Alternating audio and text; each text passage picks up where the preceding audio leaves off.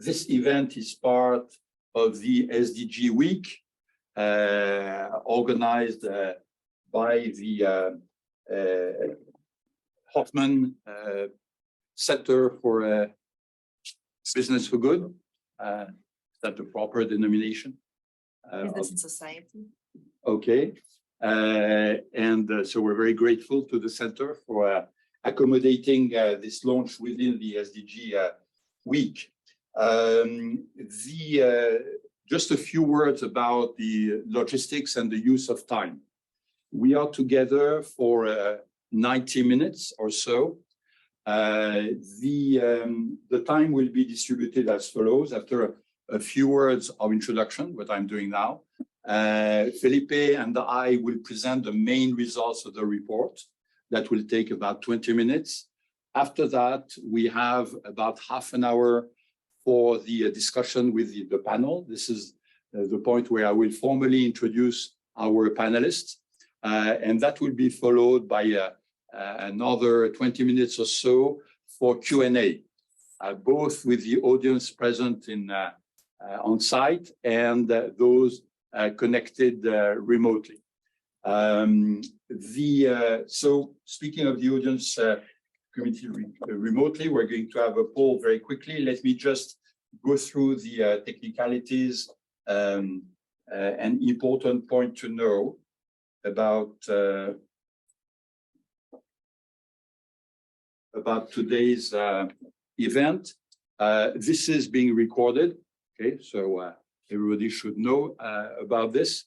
You heard the signal. Your mics will be, I'm talking about the online audience, your mics will be muted and the videos will be actually switched depending on who is speaking by the technical team. The chat box is currently being disabled and you can use the Q&A tab on your Zoom screen to ask your questions. So be ready to do that whenever you feel like asking a question. We have a team that will centralize them and pass them on to Felipe and I when we come to the Q&A part. Okay, that's for the etiquette and technicalities. We want this to be as interactive as possible. So please scan the QR code you have in front of you now. It's time to hand out your cell phones. This will be used to allow you to answer a few polls as we go along with the presentation and the discussion.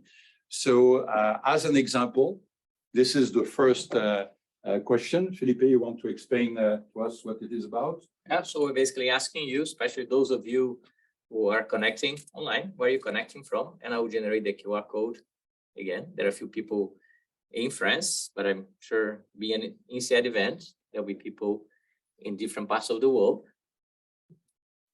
including our panelists who are calling, joining us from Europe and Singapore. So the question is, where are you connecting from? And don't answer from my kitchen. We expect you to indicate a country on this map.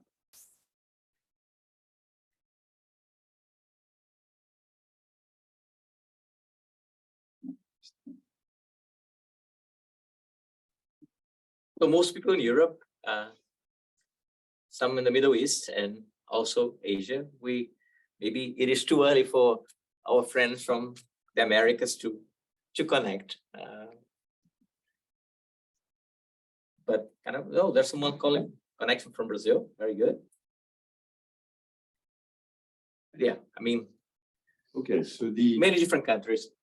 The Americans still have to wake up, and that's not a political statement. So you got an example of the interactive part of what we want to do. So let's now move to the first part, which is the presentation of the main results of the report. As you know, this is the 9th edition of the Global Talent Competitiveness Index.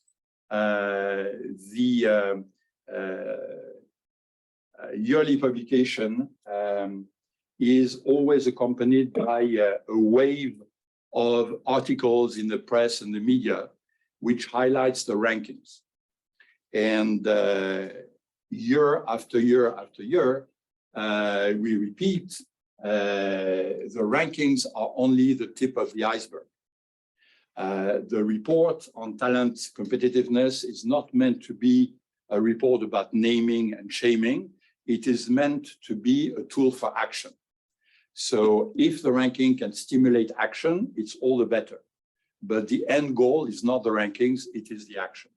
So the report this year is entitled The Tectonics of Talent, and asking the question, is the world drifting towards increased talent inequalities? The feeling we had when we started a little more than a year ago to think about this year's edition was that COVID had been an example, one of those rare examples of a sudden crisis that disrupts some of your certainties. And on the talent scene, we've seen a number of elements that were moving slowly, others that we could qualify as small signals, but both the moving slowly and the sudden outbreaks, small signal, led us to think that something massive was happening. So this is what the report tries to describe, looking into inequalities. I will not get into the technicalities of the report. The model has not changed. It is now considered as very stable. We have 6 pillars, and the 3 central pillars are the key to the index. That is the attract, the grow, and the retain. How do countries attract talent? How do they grow talent? And how do they retain talent? We can go back to the technicalities of that in the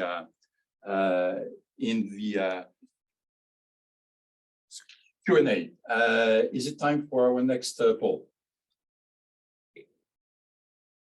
Okay. Here and generate a QR code again. Okay, I mentioned that the rankings are only the tip of the iceberg, but they are part of it. So the question which you are asked now is that one country has entered the top 20 this year. And we give you a choice between 5 countries, and what, in your view, is the most likely among those 5 countries to have entered the top 20 of talent competitiveness this year?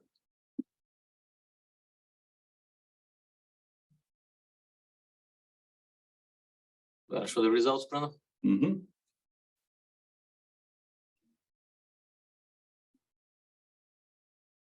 Okay, well, we have an enlightened audience today, because indeed Estonia is the country that entered the top 20, as you will see later. I'm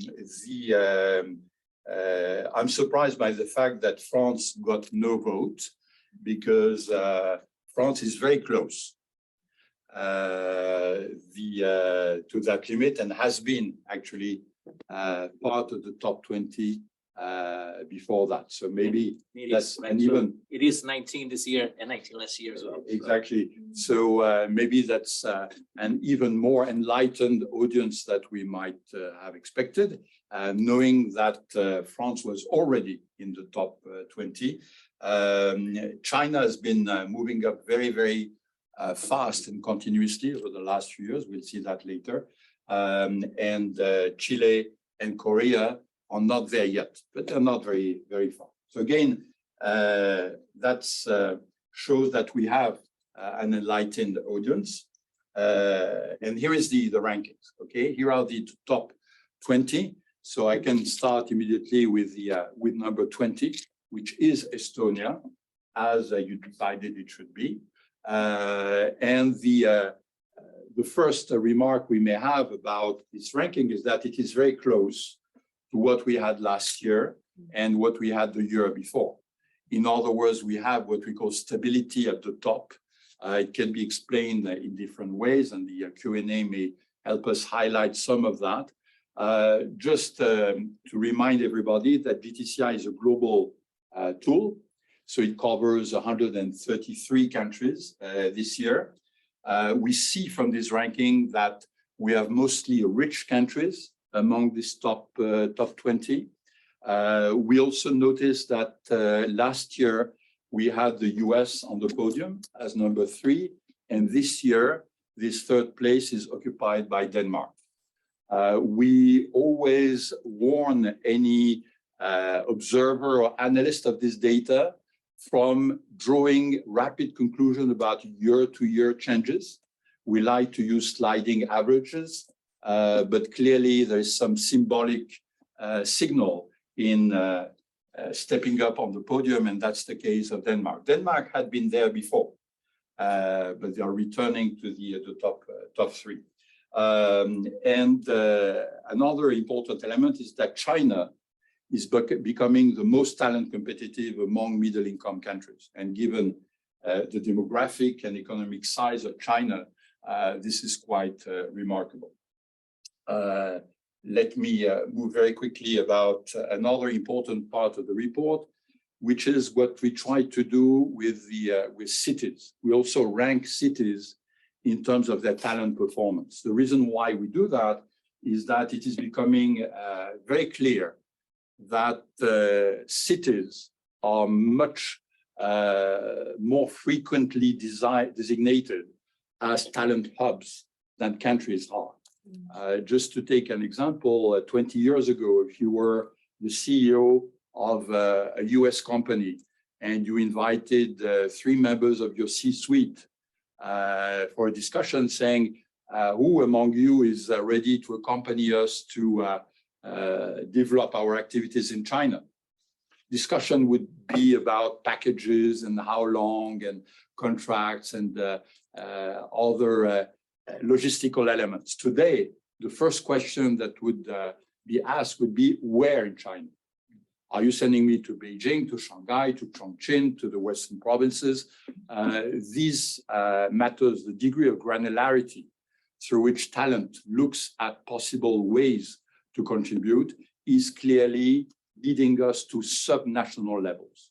And cities are playing a very important role in that. And there you see that the top 3 include 2 US cities, San Francisco and Boston, and that Zurich is number 3. But we see also very interesting moves in the other cities. We see what we call second-tier cities competing with the bigger ones. This is the case, for instance, of Lausanne in Switzerland, who is number 5 this year. And Lausanne is not Zurich, it's not Basel, it's not one of these bigger economic centers. And still, in terms of talent, it is performing very, very well because it has a huge concentration of universities, a dynamic innovation ecosystem, and a number of other reasons. This data we try to project on 2-dimensional spaces because many of us are economists and we are limited to envisioning the world into 2 dimensions. What you see in this, what we call the bubble chart, is where countries are. You see that there is a strong positive correlation between income, which is the horizontal axis, and GTCI performance, which is the vertical axis. And you see that richer countries are better talent performance and vice versa. So nothing unexpected on this side, but we also look at where countries are vis-a-vis the black line, which is a regression, polynomial regression line you see there. And typically a country that is above the line means that this is a country that is punching above their weight. And we see that the big bubbles, just a second, like India and China, the orange bubble and the blue bubble are indeed on their way up, especially for China. So we can interpret this graph in many different fashions, and Q&A may allow us to do that.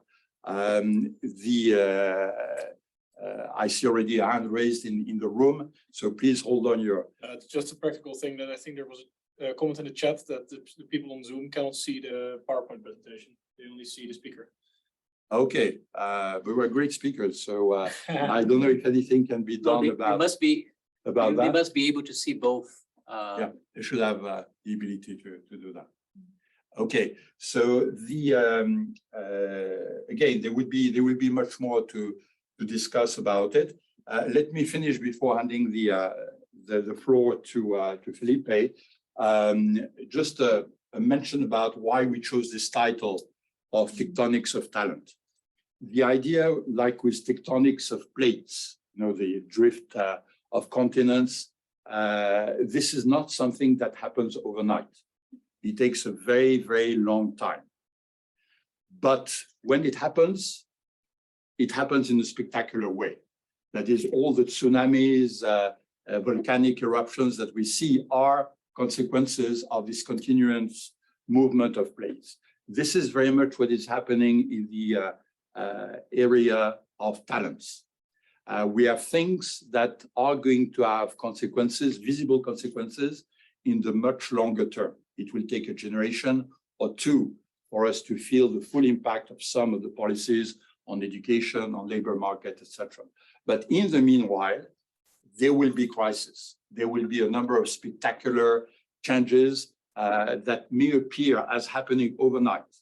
Actually, economists will be very good at going back in time and say, no, there was a small signal there that maybe we did not detect or we did not interpret that was warning us about that possibility. This is part of what GTCI is trying to do. Felipe? Thank you, Bruno. Floor is yours. So first of all, thanks for your comment about the slides. Okay, I understand that the team. It looks like that people here can see because they're all speakers, but there might be people who cannot see the slides. So I understand the team is fixing, so making sure that everybody can see the slides. So that's point number one. Point number two is just inviting those of you on Zoom.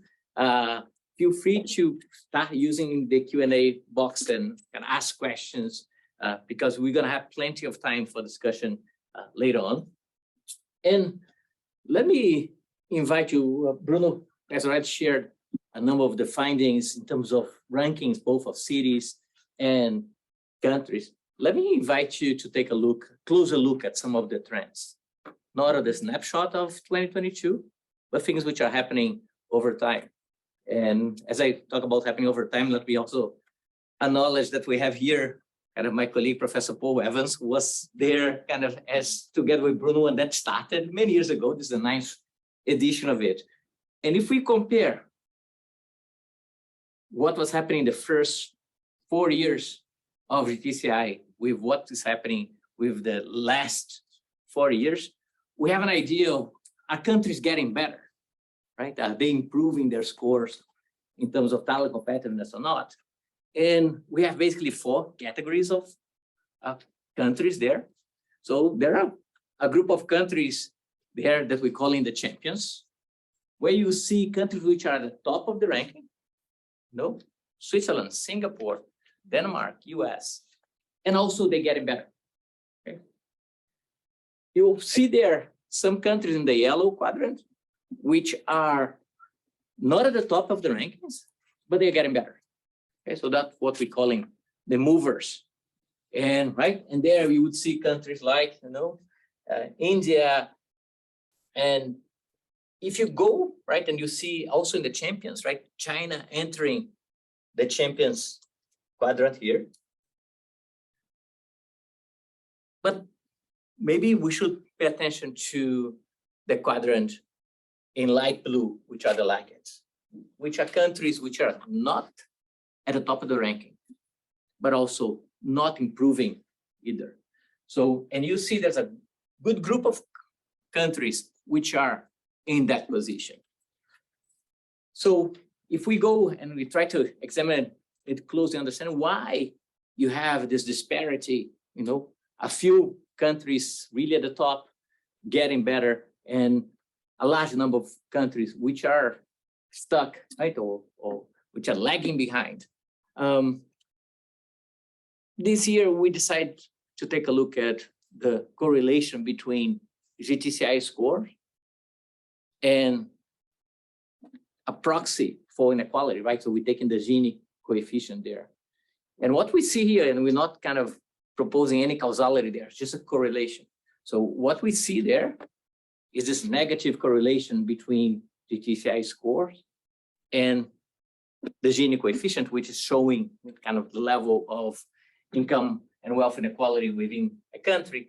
So what we see is if you take the countries which are at the top of the ranking, very high GTCI scores, they are also the ones who are at the bottom of the Gini coefficient, meaning the most equal countries in terms of income inequalities.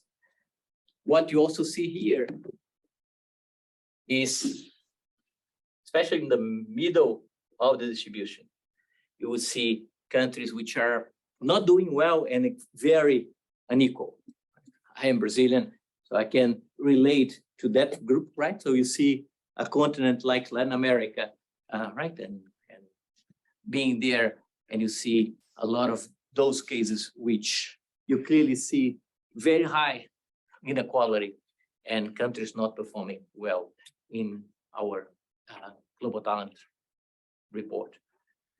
Another look in terms of inequality, say, what is really, Bruno described at the beginning very quickly, what are the pillars of the report, and what is really driving, which pillars do you see the widest gaps?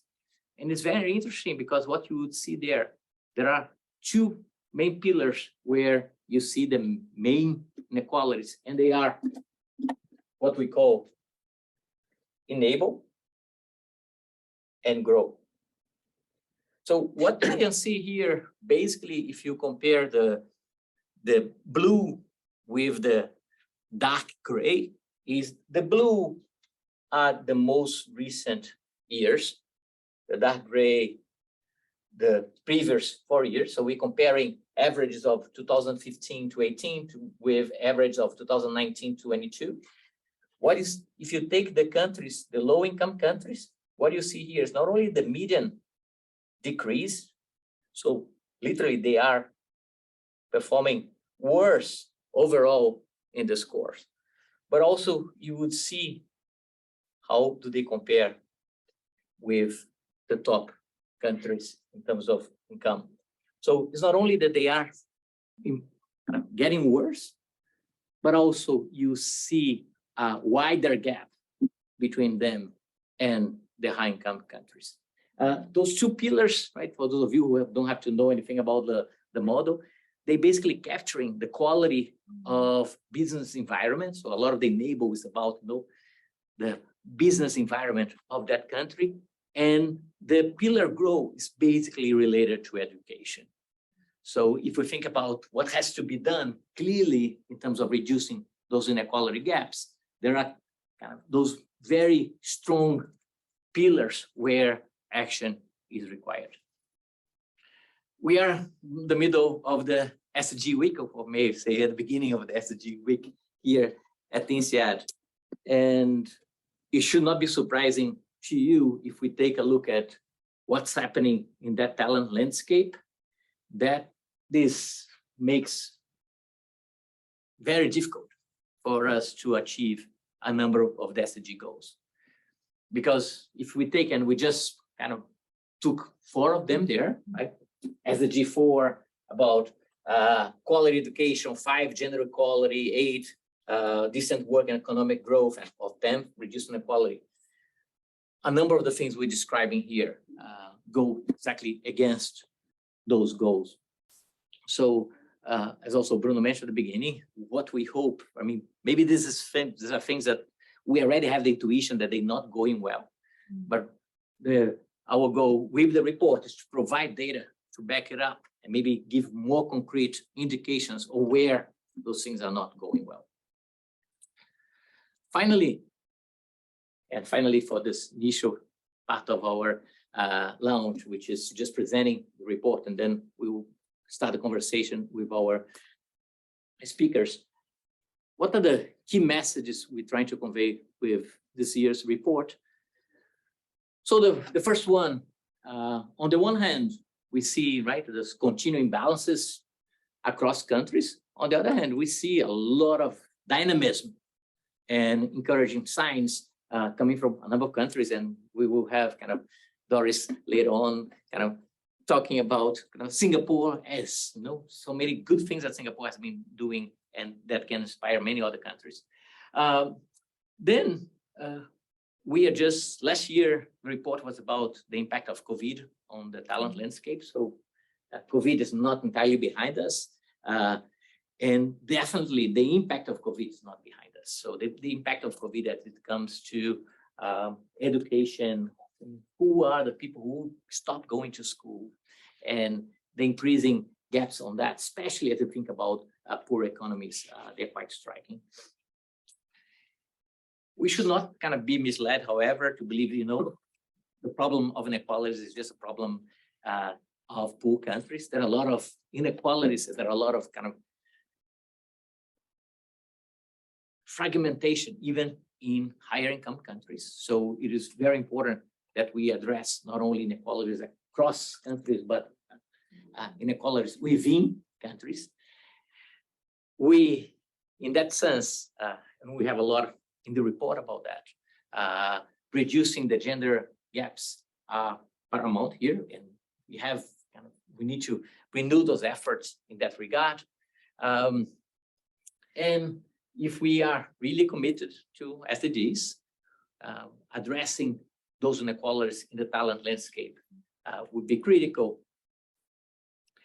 And back to where Bruno started on the cities, this is not only the level of nations, but definitely at the level of cities. It is 12:30. We'd like to move on to the discussion with the panelists. But let me, just before that, let me invite you for a final poll, which is, what's the best word to describe the talent landscape today?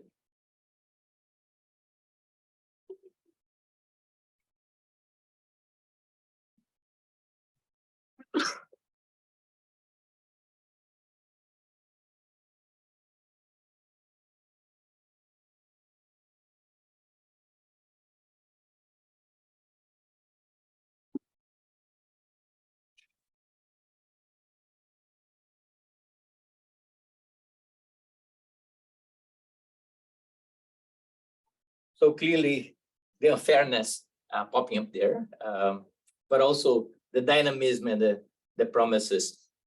So let me finish by inviting you to take a look at the full report. It's a 300+ pages with a lot of details.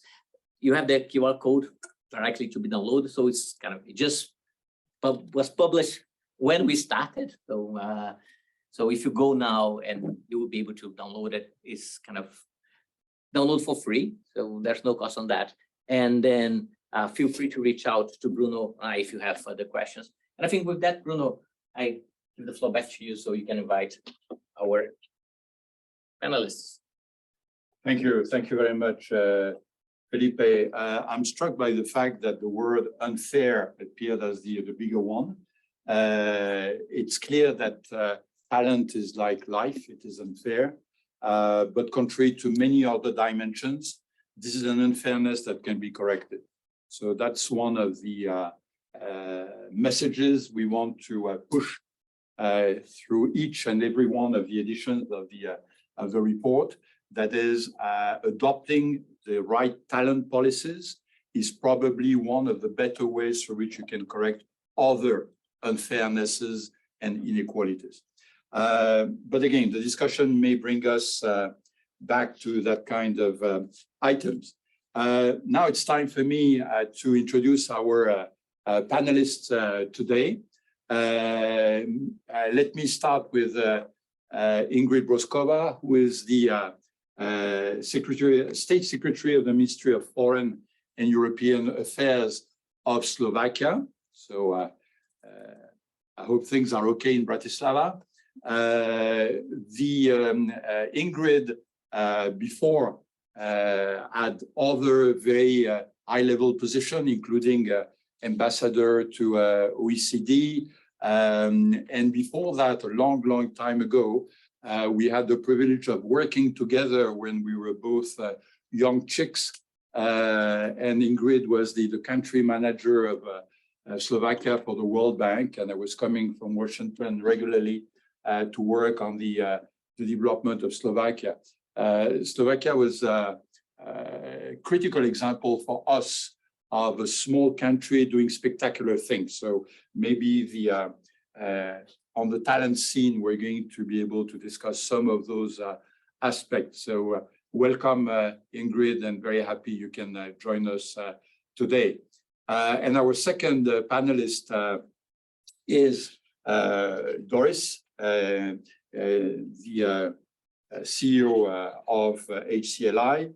So Doris Somen-Pao has been already for a couple of years, I think, as the head of HCLI, the Human Capital Leadership Institute in Singapore. Doris is a rare combination of academic, business, and government experiences. Doris has been inter alia the director for the MBA programs of INSEAD. So welcome back to the family. Then worked for the private sector, including with Bain and other private entities, and then with the government, being responsible for a number of areas in the public sector. And is currently as I mentioned before, the CEO of HCLI. We welcome back HCLI, who was at the time when this whole thing started with Paul Evans and others. HCLI was among the very first sponsors of GTCI. So we're very happy that we are reunited in this new endeavor. So a warm welcome to both of you. And of course, our dear Professor Felipe Montero is also part of our panel, which I will try to moderate and keep within the time limits ascribed to it. Let me start with a very generic question to both of you, Ingrid and Doris. COVID has changed many things, okay, including on the talent scene, but not exclusively. In your respective parts of the world, what has been the most important lessons you drew from these COVID years, and how do you expect that to impact the talent scene? In 1 minute. So let me start with Ingrid, maybe. Thank you very much, Bruno. So good afternoon, good morning, good evening to all of you who are connected. It is really my great pleasure to participate in this event, because what else is more important for the competitiveness of the countries as a talent and really to have a talent strategy in the country. And I very much like how you put it, this ranking, Bruno, in the beginning of your intervention, that this ranking should be a tool for action, should be a tool, I think, for motivation, for inspiration, because we all our countries, the good ones, they like rankings, the bad ones don't like very much rankings. And I think for Slovakia, when I see the results of this year's ranking, it will be a great source of motivation and inspiration for us, how to move forward, what to do better in Slovakia. And really, thank you very much for this opportunity. Regarding the COVID, I think that this has been experienced to all of us. We experienced what we didn't want to have. Really, because COVID-19 has had adverse impact across the board, and in terms of Slovakia, we experienced very difficult period during the pandemic. And regarding the talent scene and education, I think two aspects what I would like to say. First is that Slovakia was among those countries where the closure of schools was very long. So that was very bad impact of the COVID on the schooling system, school closures. And the other aspect, unequal access to distance learning. And really the COVID-19 showed how showed and demonstrates the digital divide. It increased and only those students which have the capacity to tap and use the digital devices fell behind less during the pandemic. What is confirmed and what is really need in all of our countries to strengthen the capacity of the lifelong learning. This is the lesson learned, because lifelong learning from many aspects, but because the world is changing, the requirements for skills have been changing very rapidly. And in terms of Slovakia, very concrete, we would need to pay more attention to low-skilled students to continue education and to increase the skills capacities of the low-skilled students. I will stop here. Thank you, Ingrid. So you mentioned the immediate impact on the education system and the fact that switching learning to an online environment had also increased inequalities in more than one respect. Is that the same picture we have from Singapore and the Asia region, Doris? Thanks, Bruno. First, I wanted to also just thank you for inviting us to participate in this index. I'm glad that we're back.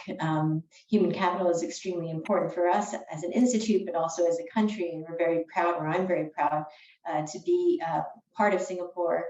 I've lived here for 22 years. I was not born here, but INSEAD was one of my first wonderful jobs as I moved here 22 years ago. In answer to your question, I think we're still learning. In Asia, we have been a little bit slower to come out. I think that we have China, as everybody knows, is still in the zero COVID policy. Right now, we have Taiwan opening up. We have Japan opening up in limited numbers. So I think that we have to keep this in mind, that we're still in that learning process. Other places within Asia have been open just for about 6 months. And I think that what I would say we are learning is that how adaptive and how innovative we could be, and also how collaborative. And I'm not going to just make that exclusive to Asia, I would say globally. And I find that very promising. Thank you. And we should not forget, of course, that one of the differences between the Asian region and the rest of the world is, of course, that the SARS crisis had been very much more acute there, and also created a different kind of attitude vis-a-vis COVID when came the time to react. So thank you very much, Doris. Maybe I will piggyback on that to ask you the next question. For the past few years, including the COVID years, the Asia Pacific region has been seen as the driver of growth in the world. And it is likely that this is going to continue, even if we accept the dominant hypothesis that China would slow down.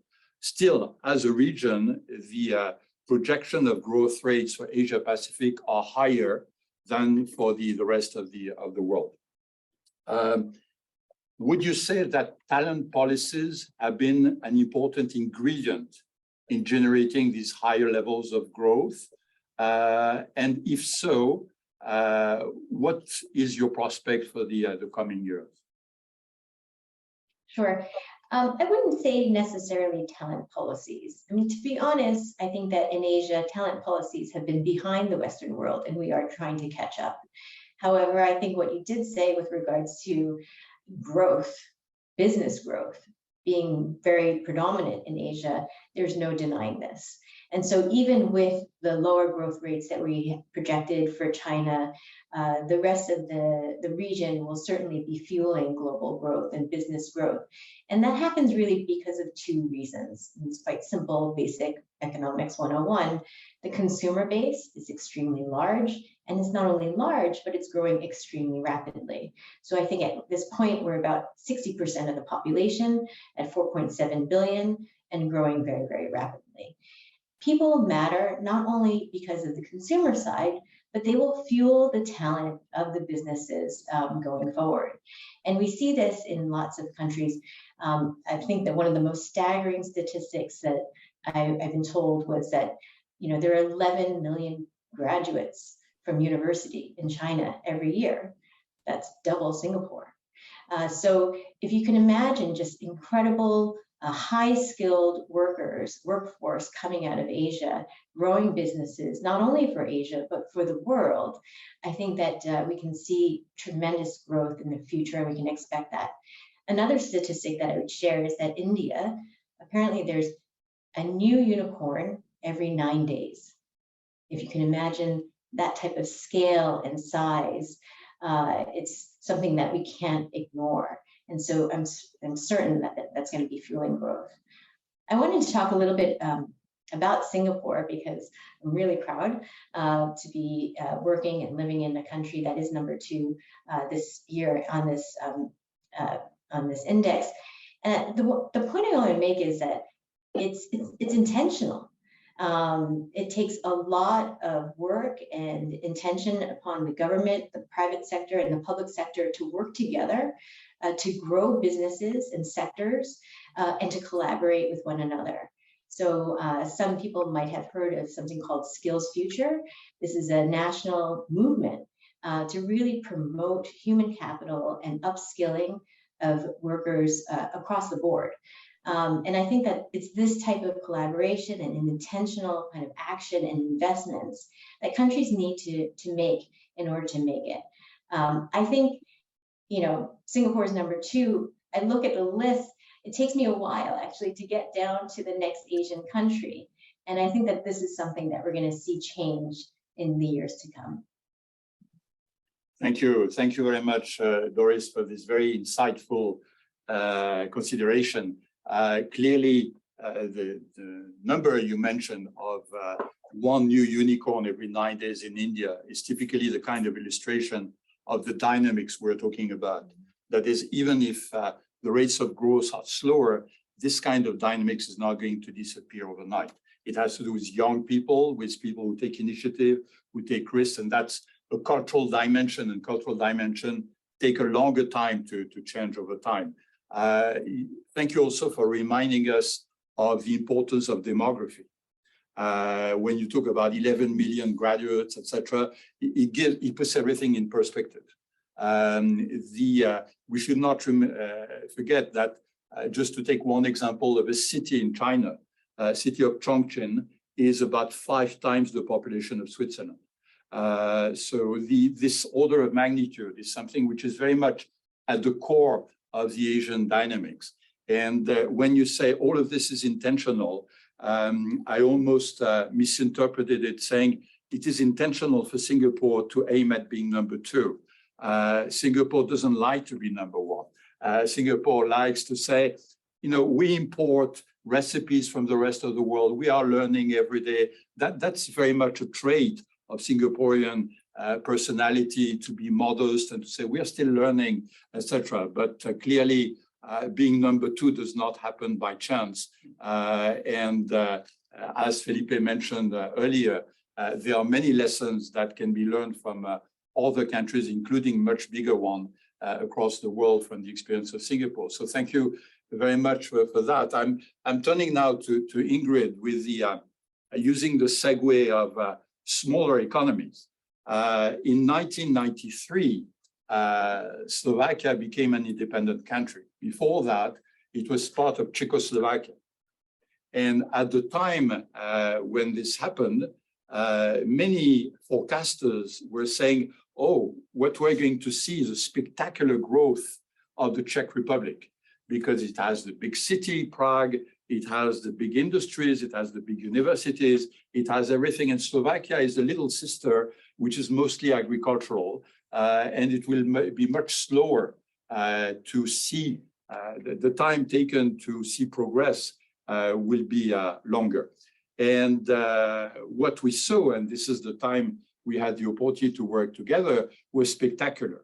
That is, at the time in 2002, 2003, Slovakia decided to shape itself into a society of knowledge. We used to say at the World Bank that the country code, SK, was actually for society of knowledge. The fact that indeed, very quickly, the rate of growth of Slovakia were higher than those in the Czech Republic seemed to be a confirmation of that. Is that also your interpretation? And how is the situation different today from what it was 20 years ago? Thank you, Bruno. First of all, I would like to use this opportunity to congratulate Singapore. Really, chapeau for your result. And again, you are the motivation for other countries that it is possible to do that.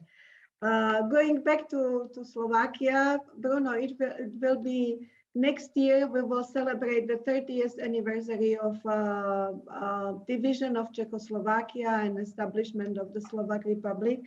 And when we work together on the knowledge economy strategy in Slovakia, it is back 20 years. 20 years. That time, I must admit that it was really revolutionary for such a young country to prepare a knowledge economy strategy together with the World Bank. And we really with a very strong buy-in and ownership of the government. We had the champion in the government, what I think is very important to proceed with such a vision, such a strategy. And that was that time the Deputy Prime Minister and Minister of Finance, Ivan Miklos.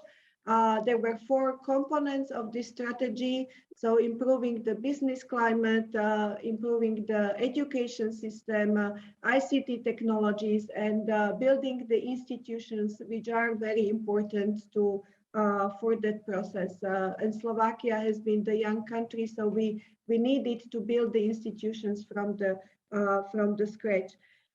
So really that time, the country had dynamics. And as you said in the beginning, Slovakia from the outside looked like a big laboratory that almost every line ministry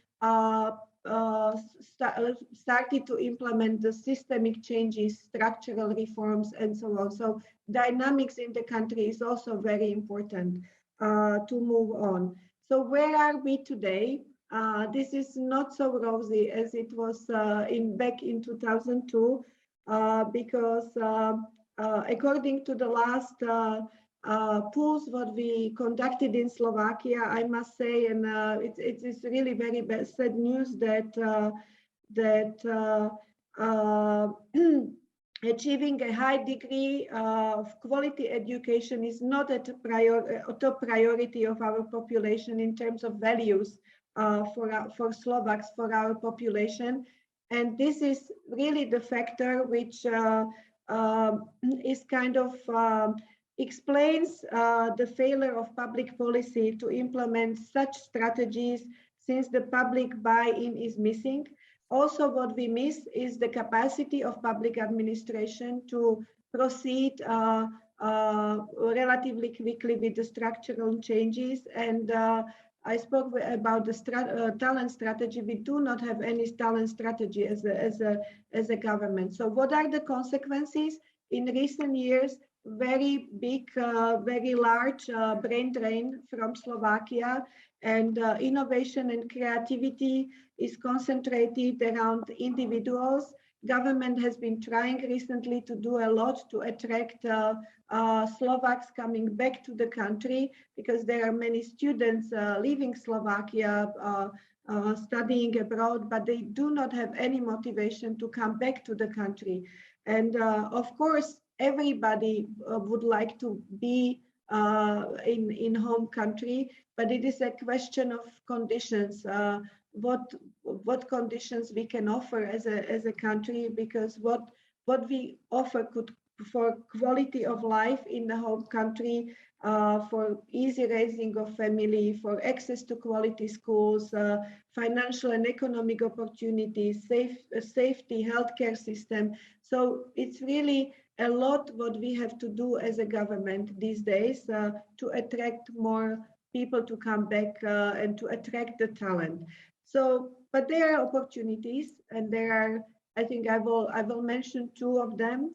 Every crisis is the opportunity, and now I have in mind the situation in Ukraine, because attracting talent from Ukraine has been happening already before the war in Ukraine.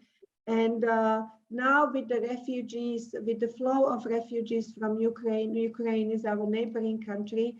This is the opportunity for the Slovak economy.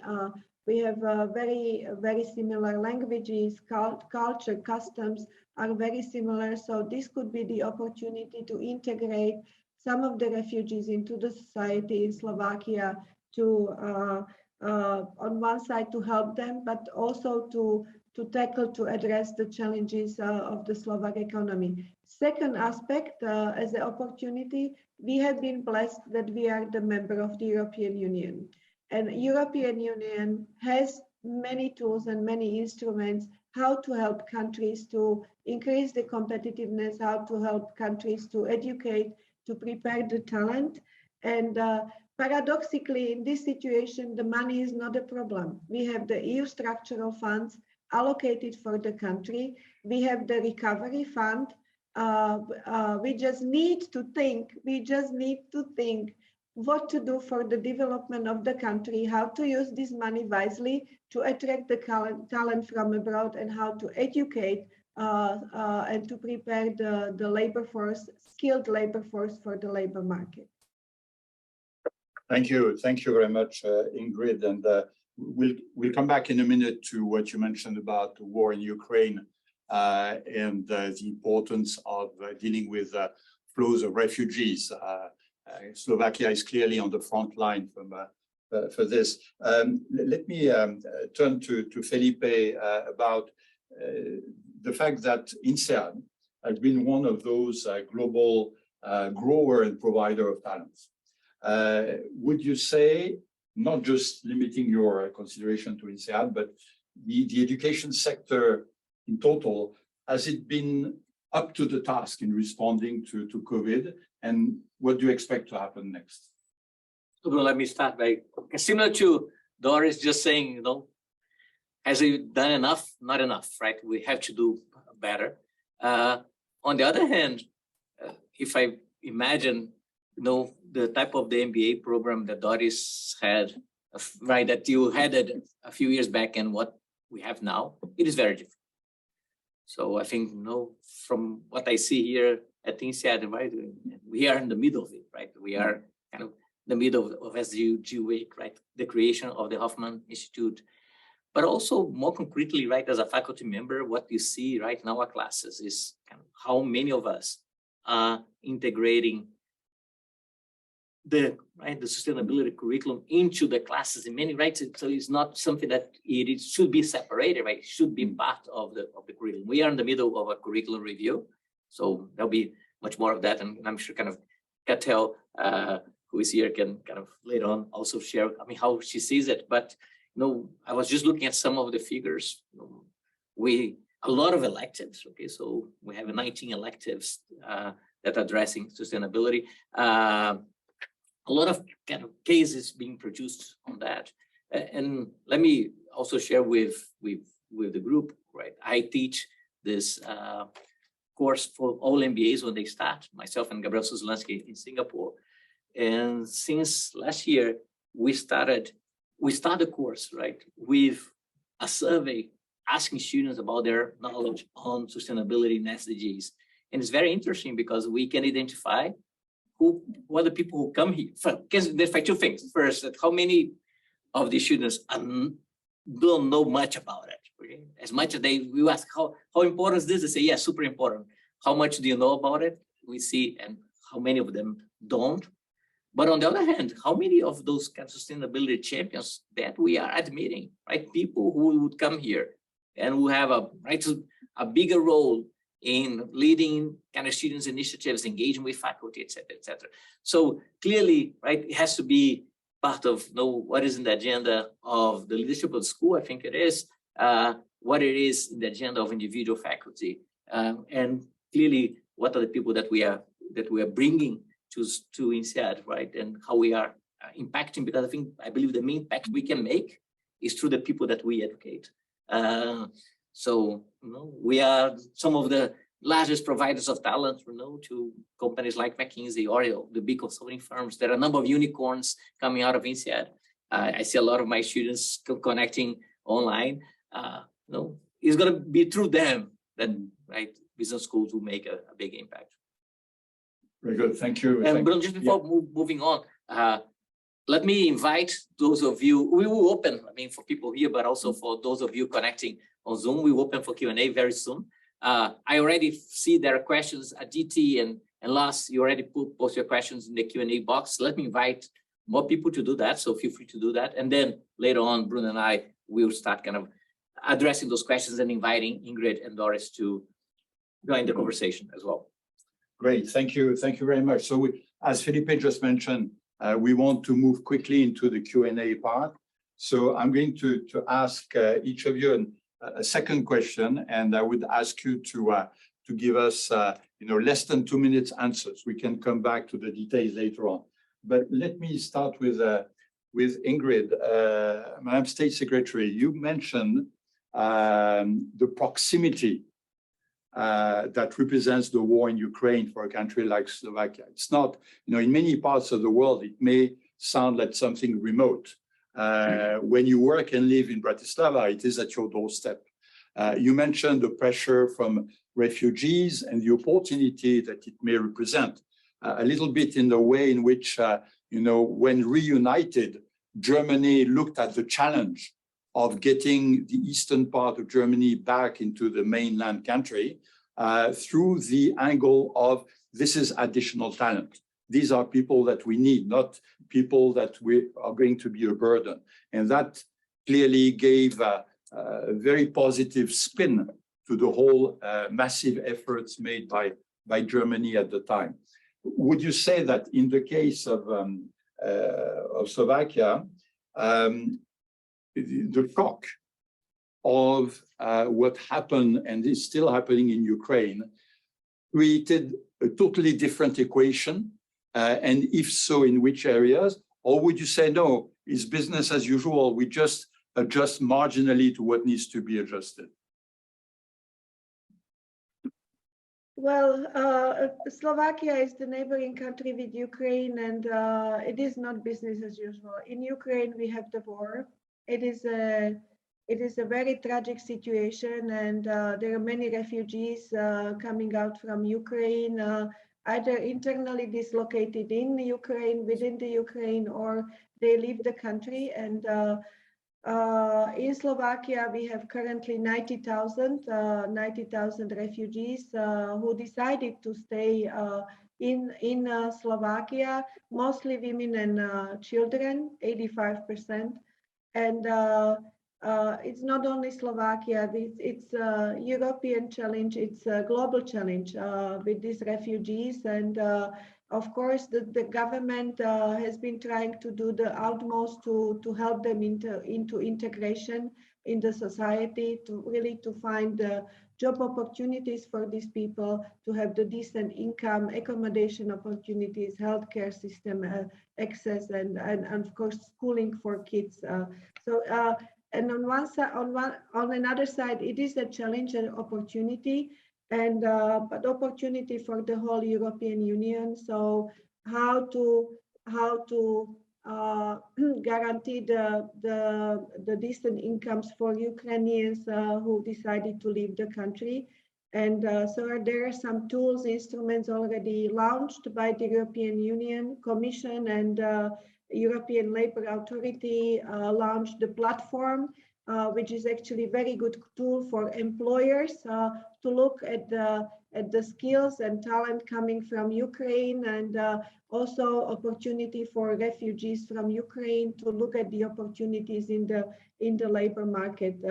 We are speaking about around 600,000 people from Ukraine who left the country after who entered the EU labor market after the February this year. So you can imagine, for 5 million country as Slovakia, this has been a great challenge with the integration of these people. No, thank you for that, Ingrid. Indeed, as Doris mentioned before, demography is an important dimension. That is 90,000 refugees in Slovakia, a population of 5 million, means something like 1 million for a country like France, to just keep the same proportionality. So this is indeed a massive effort. And as you mentioned, the European dimension is absolutely required to face this kind of shock, which is definitely not business as usual. If we go back to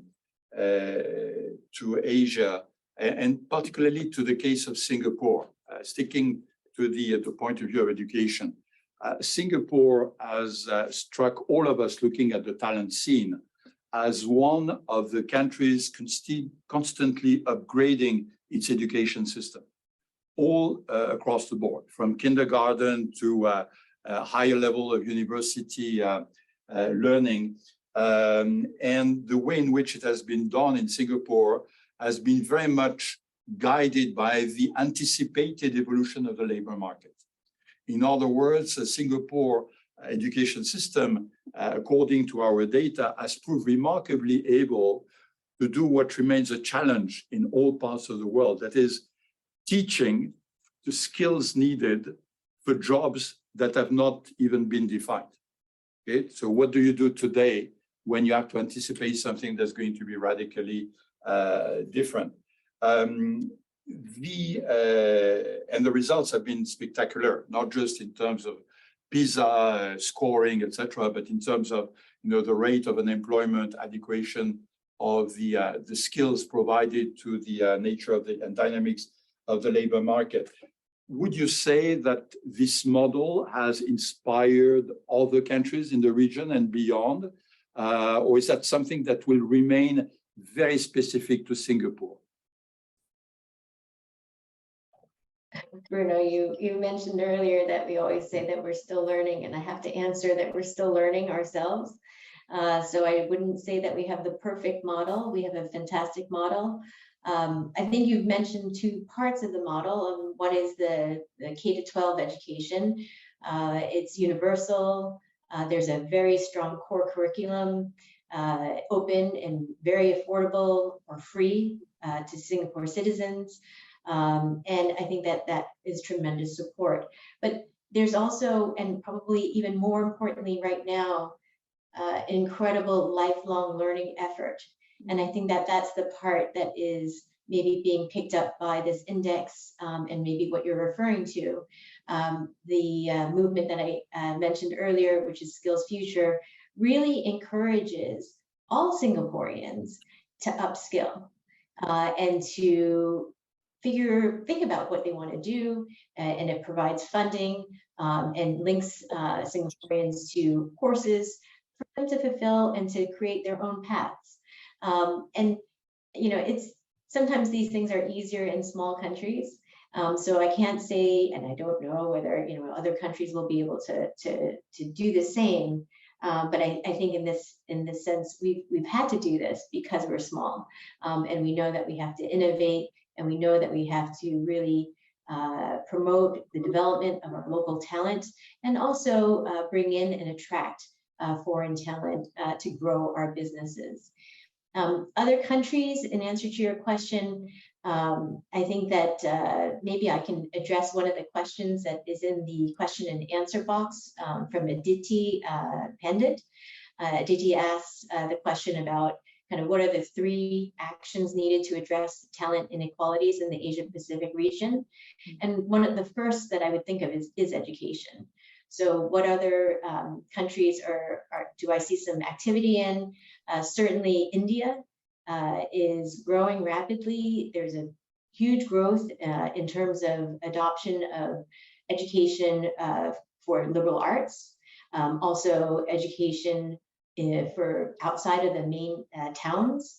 And the private sector is actually doing a lot to develop this, which I think is important because we can't expect government to do everything, especially in some of these countries which are more complicated. So the private sector really needs to step up. Other areas that I probably would, like to highlight, Fulbright University in Vietnam, also the Asian Women's University in Bangladesh. And these are real stars, and I think that they're going to help change the economies and the countries. Why do I mention Asian Women's University in Bangladesh? That would be my answer number 2 to Aditi's question. Just the attitude towards women's education and the education of girls in Asia, that would be the other thing that the other lever that I would suggest needs to change in order to promote more equality within the talent of Asia Pacific. And I guess the last one, Aditi, I would just say is more of a mindset shift. So in Asia, we tend to be a little bit more hierarchical, more patriarchal, and that's going to need to shift in order to create a more equal society. Thank you, Doris. The 3 countries you just mentioned, India, Vietnam, and Bangladesh, happen to be big countries in terms of population, above 100 million people. So we have, again, to keep in mind the massive effort it requires in these countries to get something that becomes visible. And clearly, the reason behind it is does not happen by luck. There has to be strong government possibility, as you mentioned, involvement of the private sector and resources to do it. You also need an appetite from the potential students. People need to see the value of education, of acquiring skills and talent to participate actively in their own respective societies. This reminds me of a panel I was participating in a few years ago about talent in Bahrain. And on the panel was the Minister of Education of India. And at some point, the moderator turned to the Indian minister and said, "We understand that there is a massive effort going on in India to provide education to this huge population of yours. We also hear that you are missing teachers. How many teachers are you missing in primary education? Just give us another idea." And the minister pretended he was scratching his head. Actually, he had all the numbers at hand, but he turned to the moderator and said, "Please remind me, what is the population of Bahrain?" And the moderator said, "It's 1.2 million, sir." And the minister said, "Well, this is exactly how many teachers we need." So the order of magnitude between the whole population of the country and what you need for one particular segment of education is a strong reminder that demography makes things much more difficult in some parts of the world. And in spite of that, things are happening, as you mentioned. Doris just mentioned, I'm turning to Felipe now, just mentioned that in the case of Bangladesh, for instance, efforts made toward a more gender balance was part of the reason for success and making it more remarkable. The subtitle of this report is that inequalities in talent could become a major roadblock for the implementation of SDGs.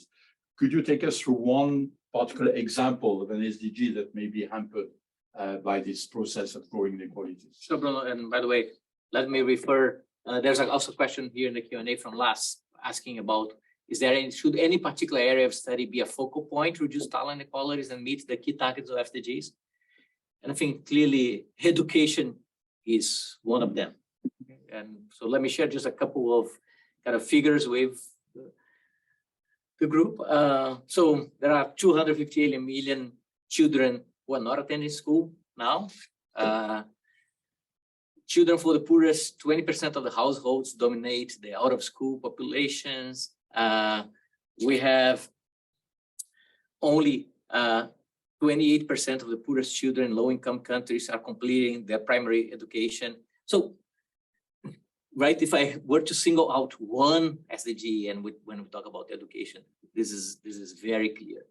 But there's another one that's kind of referring back to that graph that I showed about the grow and enable pillars, because a lot of the education and SDG related to education are really captured by the inequalities we're seeing in the grow pillar. But if you go to the enable pillar, which is related to kind of goal number 8 that we talk about, decent work and economic growth, a lot of those targets are related to, innovate and upgrade for economic productivity, promote policies to support job creation, grow enterprises, improve resource efficiency, consumption, and production, a number of those things, which are exactly, the type of microeconomic reforms which are necessary to create a better business environment for talent, to enable talent. So I think clearly, quality of education and those kind of having better business environments that would allow for decent work and economic growth. Thank you, Felipe, and thank you for reminding us that big ideas are really useful to indicate a direction. But every long march starts with a small step, and these microeconomic type of reforms are the ones that make a difference. That is, it is only by going down to the nitty-gritty of what is needed on the ground that we are going to change our ability to reach SDGs.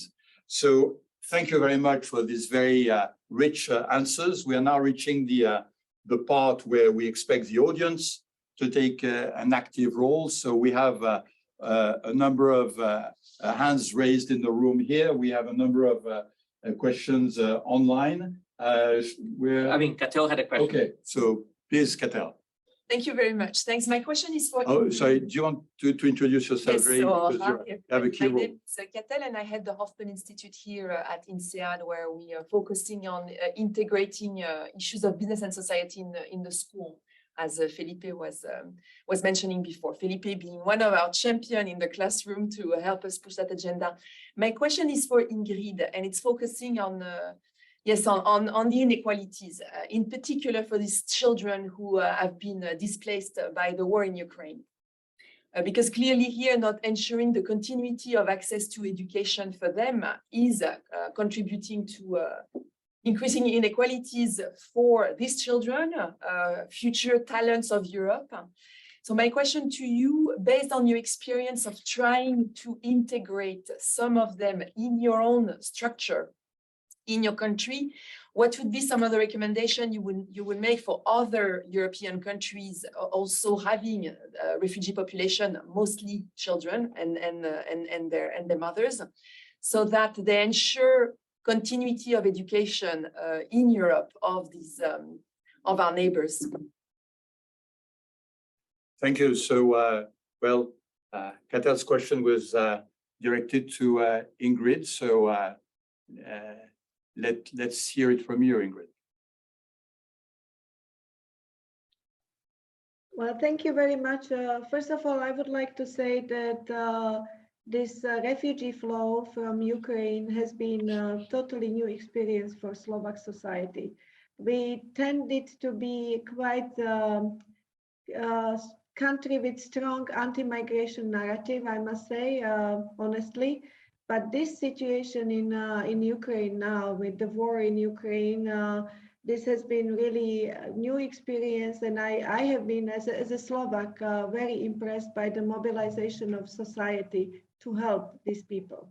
And as I said, mostly women and kids. and mobilization of the NGOs, mobilization of the government, private sector, municipalities, regional governments, and so on. So it is, and it has been really the whole of society exercise since February this year. And part of it, we moved more now to the phase of integration, because we know and we feel that students, kids need to go to school. What is the state of play now in the country? Some of the kids from Ukraine, they are connected online. They continue with their schools in Ukraine, especially in the western part of Ukraine, it is possible. And some of the kids, we try to integrate into our schooling system here in Slovakia. Of course, it has been a challenge because the capacity has been limited, but it is an exercise to all of us to integrate Slovak and Ukrainian students together. It is also a new experience and a new element in society. But what I would like to emphasize is that what really helps is equality, inclusion, and diversity. And this is not only a matter of Slovakia, but of the whole European Union. And the next year we will have in European Union European Year of Skills 2023, and European Union now is launching the instruments how to which is called Wider EU Talent Pool, which is to attract third country nationals to the EU labor market. So in spite of that situation, what is happening in Ukraine, I think this has been a challenge for whole European Union to attract and to have more inclusion of third country nationals in the European Union market, labor market, because it has been a necessity. And for adopting diversity and equality strategies is very important in the European Union. So this is the experience and direction what we have to take, all of us. Thank you. Thank you, Ingrid. Let me maybe turn this question also in the direction of Doris, because Ingrid just mentioned the concept of diversity. By the way, this change of attitude, you mean after this policy that was not so pro-immigration that we've seen in Slovakia, many people have been surprised by the ability of Slovak society to actually welcome these refugees and give them opportunities to learn, to work, and just to live decently in the country. Something similar has been observed in Poland, where the policy of the country was not something that led to predicting that refugees were also arriving massively, would be accommodated to the extent they have. The point I wanted to flag and turning it into a question to Doris is that this notion of diversity is embedded in Singaporean society. That is, it is a pluricultural, pluriconfessional society. Is that something that you feel has been used to its full extent in terms of talent policies? It has been very much part of it? Or is that something that may include additional levers for action in the future?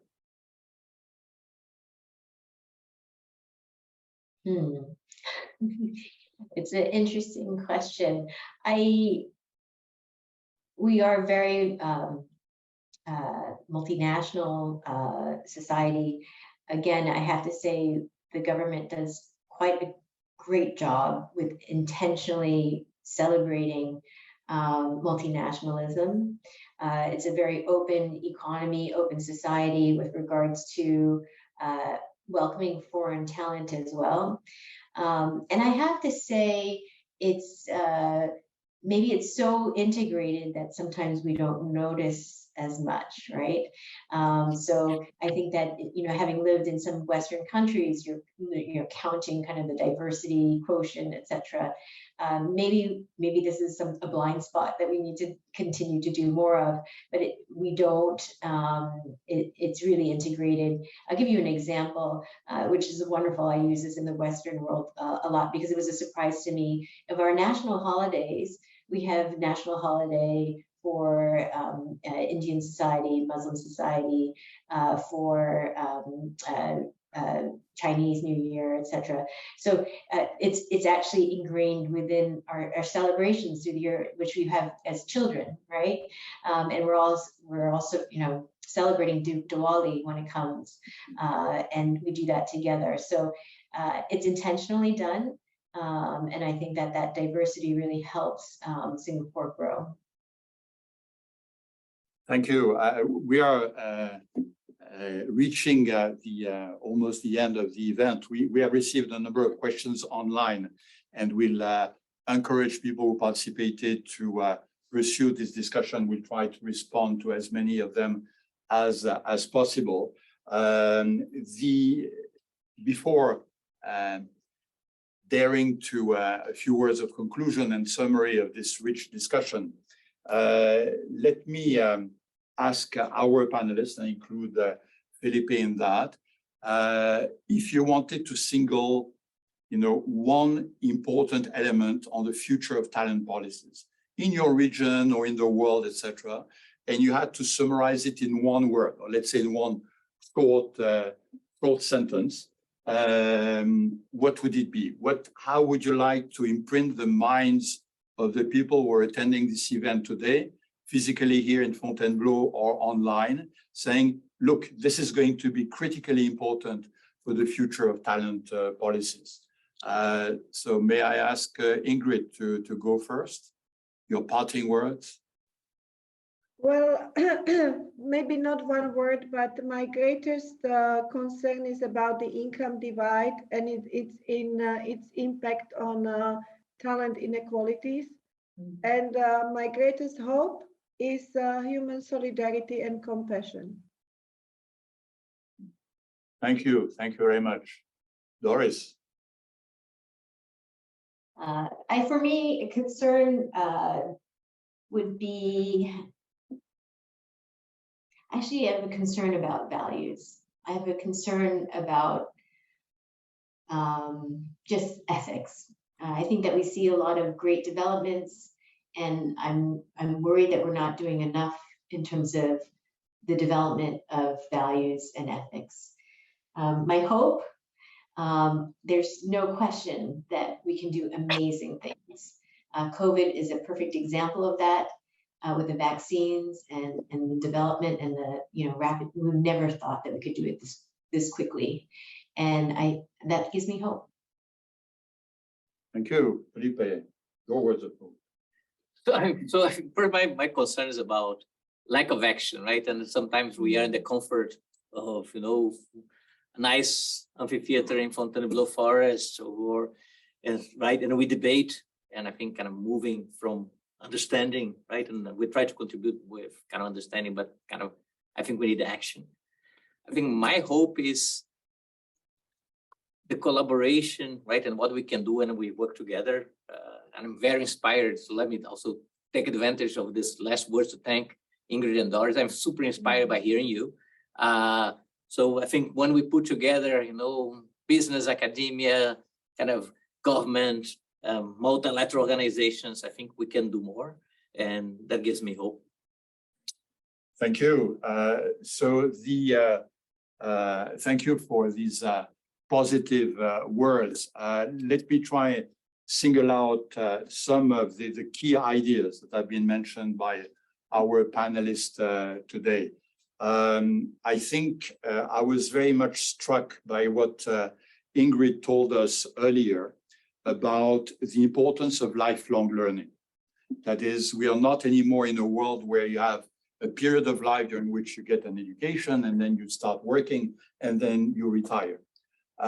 Clearly, learning is an ongoing process, upskilling, reskilling, talent production is something that is a lifelong learning process. And this is something that we hope will be taken into account by all governments, and not just governments around the world, to articulate their own talent policies. So that would be a very important message. Another one also mentioned by Ingrid, mentioning the experience of Slovakia, is that the context is not always as supportive at some times as it is in other times. You may have other pressure, other emergencies, and the crisis we're going through right now, after COVID, the war in Ukraine, inflation coming back, governments may have different priorities. Let's make sure that the talent dimension does not disappear. And clearly, having a champion is a critical element. If you have one person that can incarnate what a talent policy can be, as what an innovation policy can be, what a development policy can be, this is going to mobilize energy. You need that personality to be visible, to be supported in their efforts. So let's not consider that we have indeed a collective responsibility. We also have the collective responsibility to make champions visible. I was also struck by the elements we heard from Doris about the demographic dimension that is so important in the Asian context, makes some challenges sound like unsurmountable. And yet we have examples where they are being surmounted. That is, they are being addressed in a forceful and helpful fashion. This needs to be looked in combination with the fact that on the podium this year, we have 3 small countries, less than 10 million people. We have Switzerland, Singapore, Denmark. This is a lesson for all of us, saying that indeed there are challenges of being big. There are very big advantages of being big. But if we look at the ways in which we measure talent competitiveness, being small is not just a source of punishment and handicap. It is also a source of agility, innovation. And as Doris mentioned, we didn't have a choice. That's what you hear around the world. When Singapore seceded from Malaysia to become an independent country, they didn't have a choice. They didn't have raw materials. They didn't have, so they had to be intelligent. They had to be smart, and they had to identify how their own talents, their own positioning in international supply chains could be leveraged. The same is true for Switzerland. In 1850, so that's not so long ago, Switzerland was the poorest country in Europe. People were dying from hunger. So we tend to forget this not so distant past. And similarly, they articulated their strategy on talent, on skills, on knowledge, which has been also part of the history of Slovakia. And last but not least, I think the parting words we heard are very encouraging. That is, when we hear about diversity and solidarity from Ingrid, when we heard about value and ethics from Doris, when we heard similarly encouraging words from Felipe, I think this is an encouragement for action. That indeed, as all of you mentioned in one way or another, crises are an opportunity for change. They're an opportunity for doing things you have not been doing before. And we should look at the current combination of crises as an opportunity to accelerate our talent policies. So, and last but not least, we have an additional encouraging sign, which is the one we have today in this amphitheater, that we have online, which is that indeed younger generations, whether you call them X, Y, Z, Alpha, or whatever you want, are very motivated by making an impact, by value and ethics in what they do. That's probably a very key dimension of what talent policies will be articulated around in the years to come. It's true of STEM, it's true of science, technology, and all other areas where we can make a difference. And I'm reminded of somebody who told me many years ago, what is the difference between technology and science? And the answer is, science is what a grandmother can teach a granddaughter, and technology is the other way around. So we have a lot to learn in many areas from younger generation, and clearly involving them in shaping, formulating, and implementing our talent policies is probably another additional reason for hope in the future. So thank you very much. Thank you to Catel and the Hoffman Center for hosting us within the SDG week. Thank you for everybody who contributed to making this event possible. And thank you to our panelists first and foremost. Thank you very much, and we'll hopefully see you next year for an even more beautiful GTCI. This will be the 10th anniversary, so we want to make it grandiose. Thank you. Thank you. Thank you very much. Thank you. Bye-bye. Thank Bye-bye. you.